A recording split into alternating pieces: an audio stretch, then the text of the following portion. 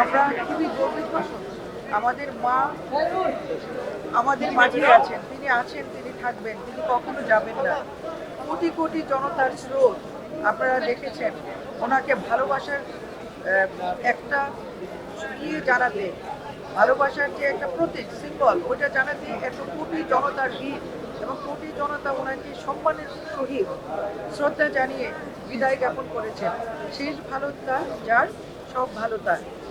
আর সবচেয়ে বড় কথা হলো যে আমাদের তারুণ্যের প্রতি জনাব তারেক রহমান, ওনার মা এবং ওনার বাবা দুজনের আদর্শকে বাস্তবায়ন করবে। আপনারা সামনে 12ই ফেব্রুয়ারি জানেন ইলেকশন হচ্ছে। আপনারা ওনাকে জয়যুক্ত করবেন আপনাদের একটি ভোটের মাধ্যমে। কারণ আপনারা জানেন যে গণতন্ত্রের জন্য এই আপসহীন নেত্রী কত ত্যাগ স্বীকার করে গেছে এবং ওনার যে অসম্পূর্ণ কাজগুলো বেগম জিয়ার এবং শহীদ প্রেসিডেন্ট জিয়াউর রহমানের, সেই কাজগুলো আমাদের তারুণ্যের প্রতি জনাব তারেক রহমানের হাত ধরেই সম্পূর্ণ হবে।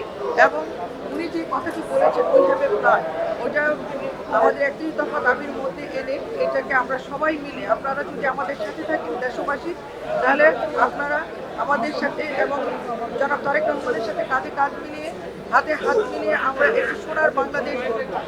এবং সেই প্রত্যাশাই জনাব তারেক রহমান ব্যক্ত করেছেন ওই হ্যাভ এ প্ল্যানের মাধ্যমে।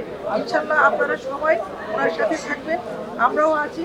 আর আমাদের মার প্রতি রইল আমাদের অবিরাম ভালোবাসা, যেটা বাংলাদেশ যতদিন থাকবে ততদিন এই গণতন্ত্রের মা বেঁচে থাকবেন ইতিহাসের পাতায়।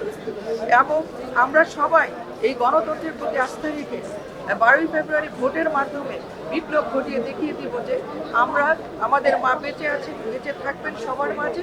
এবং জনাব তারেক রহমানের হাতকে আমরা শক্তিশালী করব।